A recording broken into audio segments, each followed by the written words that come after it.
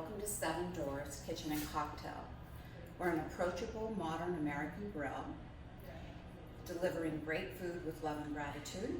It's owned by myself and my husband, Kevin Brown. My name's Dianna Lynn. I'm the designer, and I'd like to take a few minutes with you to show you through our space.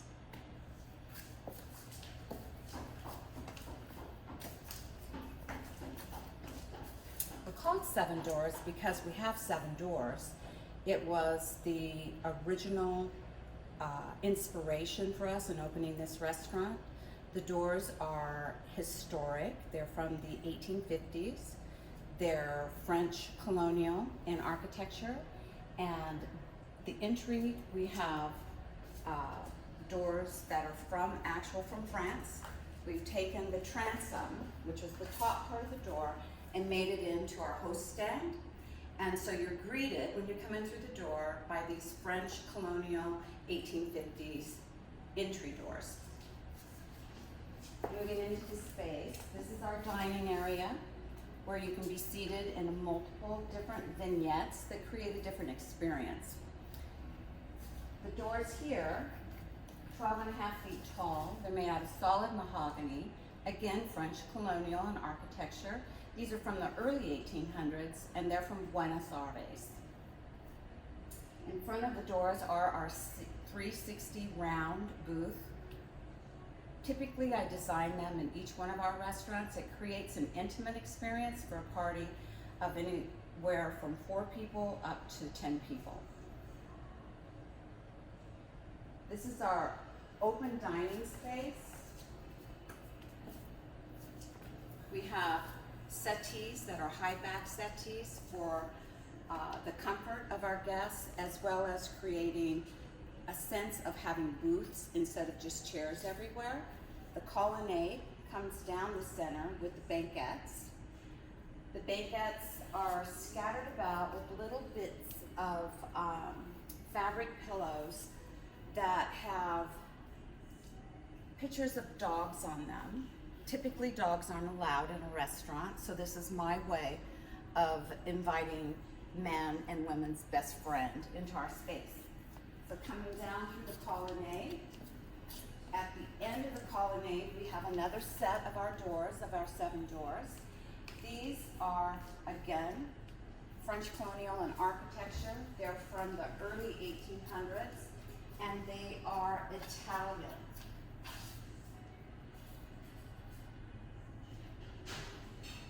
So these 2 doors will abut the banquettes and creating a definitive space from the entrance through the back exit, which will take you out onto our patio. This is another door that actually was created into a wait station. I'm not counting it as one of the 7 doors, but it's been covered in resin, and the balusters are from the late 1700s that we're using for legs. This is what I refer to as our square booths. These 2 that are in this pink raspberry color, and taking from a transom from the 1800s, and we built a divider. It just gave the space a sense of division, but allowing guests to see through it and having it again, pull in from the architecture. We're mixing modern, kind of 1940s, with historic 1800s. Taking something more formal and mixing it with something more casual, so that the design has a sense of a casual elegance to it. That's pretty much what I do. I try not to get too fancy, so people feel like they may have to dress up, so you can come in as you are and be welcomed into the space. So these are our Serenity booths. They're soundproofed and fabric so that you can go in there and not be disrupted. Actually, it feels like being in a cave and looking out. It's a fun place to sit. And then over here, we'll be facing towards our semi-private dining space, which for groups can come in, and it's semi-private. We close the curtains, and you'll have one long table if you'd like, and in that space we can seat up to 32 people. These are the booths that are just in front of our open kitchen. It's kind of a favorite for people that like to be a part of the energy and the activity. So this is, again, the booths are higher than a normal height so that you have some sense that you're in a private space, but you're still exposed to the activity. Here's another view of the 360 round. It really works for all age groups, especially families with small children.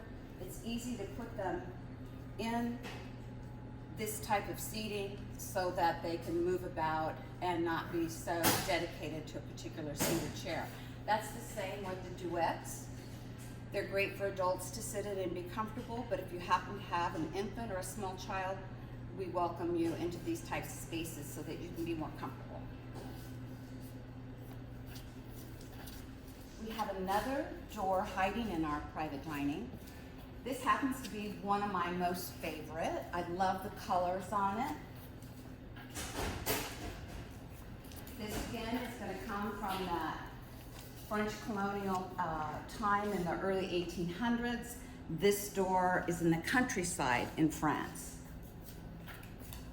I absolutely love the patina on it. I thought, should I touch them up? Should I make them more presentable? And decided to leave them the way that I found them, and that they're more friendly, restaurant friendly, because I've taken and coated over them in wax so that there's no sharp edges or splinters, but we've left them in their original state.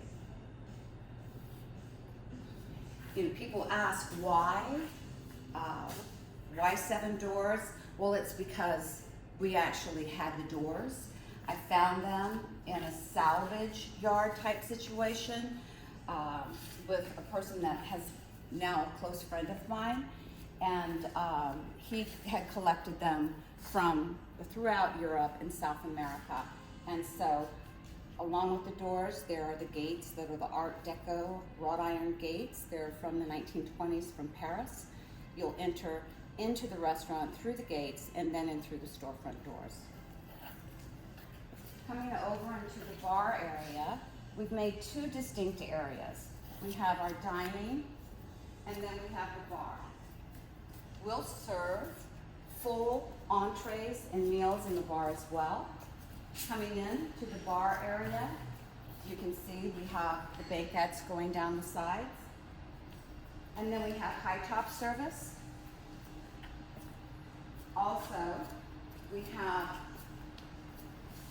lower chair seating for people that want to be in the bar, but they'd actually be more comfortable, whether it's just your desire, or for some people that are a little bit older, like myself, I like to have my feet on the floor. So we have this type of seating in the bar, as well as our high top. Of course, we have the actual bar itself, and then we have a series of booths. Many people that come into the restaurant request a booth or like to sit in a booth. If I designed the restaurant and the entire space with booths, it would be like a rat maze, so it doesn't work. So again, we have booths here. We have 4 tops, moving up to 6 tops, so you can have a larger group, and going back to a 4 top. It's nice and comfortable. This is my inspiration for the colors in the restaurant.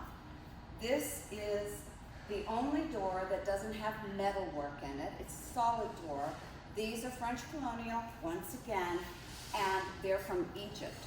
It's taking that influence from Cairo, which is where they were found, bringing the colors in. I've taken those colors and used them as my palette throughout the restaurant.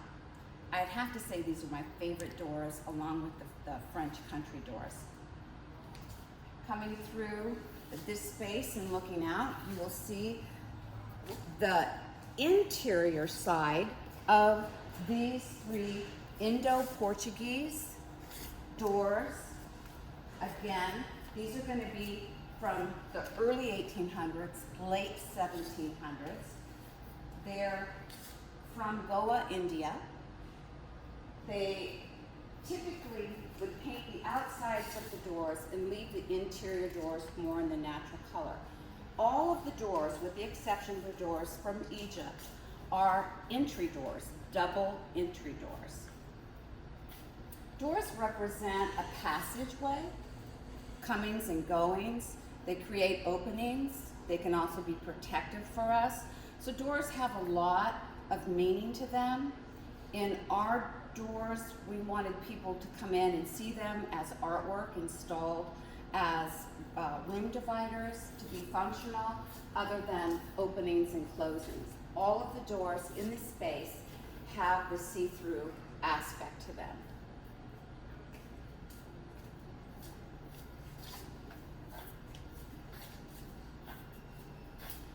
The drum lights are from the 1940s.